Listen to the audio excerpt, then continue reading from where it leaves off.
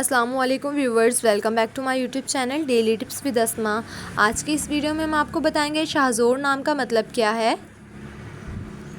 शाहज़ोर नाम का शुमार लड़कों के नामों में होता है। शाहज़ोर एक इस्लामी नाम है। शाहज़ोर नाम की इब्तिदाई तारीख़ अरबी ज़बान से निकलती है। शाहज़ोर नाम के अफराद के लिए खुशकिस्मत नंबर 6 माना जाता है। माहिरीन के मुताबिक शाहज़ोर नाम के लड़के बहुत बहादुर होते हैं। शाहज़ोर नाम का मतलब है ज़बरदस्त, ताकत वाला।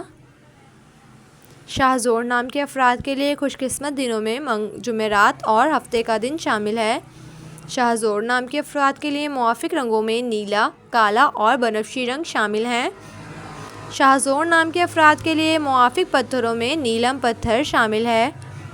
खुशकिस्मती वाली धातों में हिंसों के हिसाब से लोहा शामिल है।